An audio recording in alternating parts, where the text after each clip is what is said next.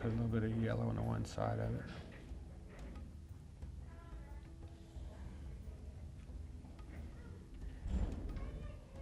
So you started with the mural painting in around 84? 84, that was in Phoenix. And how long did that phase where you were on the road going from place to place? It ended probably about mid-90s when I got back. Well, I went to Europe in the mid-90s, then I got back, then I made kind of like 2 trips to Florida, then 1 trip to South Carolina, then I just decided to stay, not travel no more.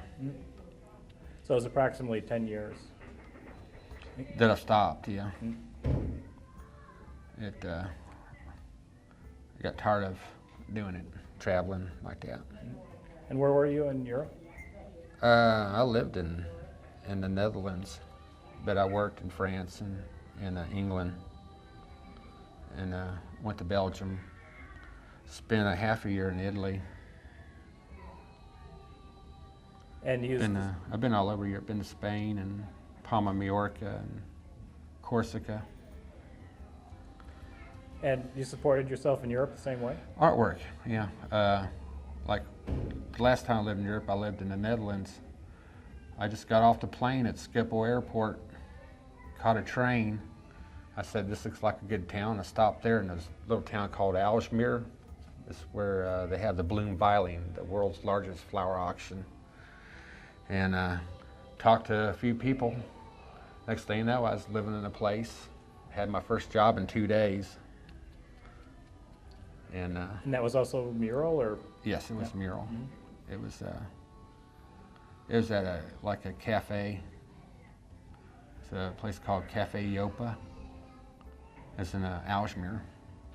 And most of the people that worked in that town all worked in the flower industry, raised tulips and other exotic flowers. And they built yachts in that town. There was yacht builders, but most of them were from Australia. And then the only bad setback about the place that it was cold, really cold. It's like there's canals that goes everywhere, and there's like icebergs floating down the little canals.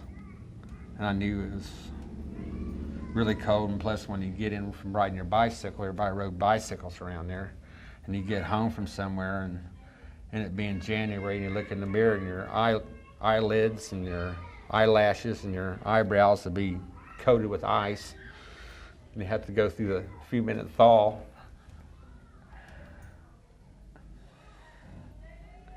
And so the same scenario would play out in that.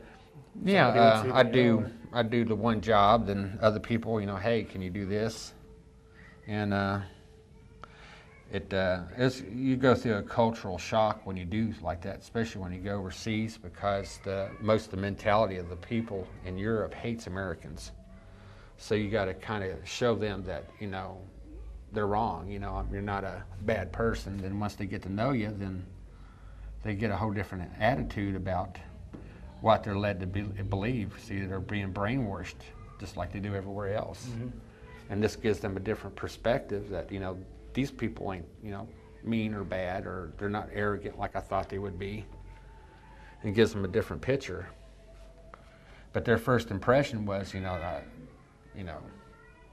American, he thinks he's better than me or whatever, and that's not the case. Mm-hmm. That's what they do.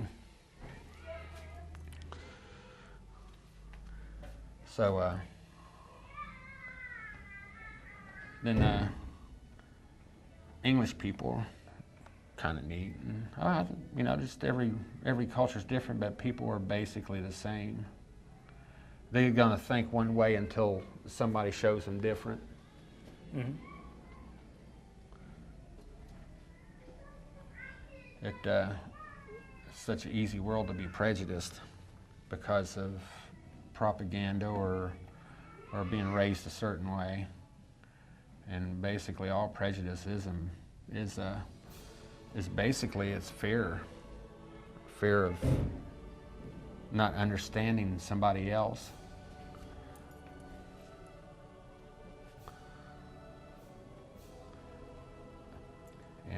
And that's everywhere, of one form or the other, even here. Okay. I gotta change colors here. Okay.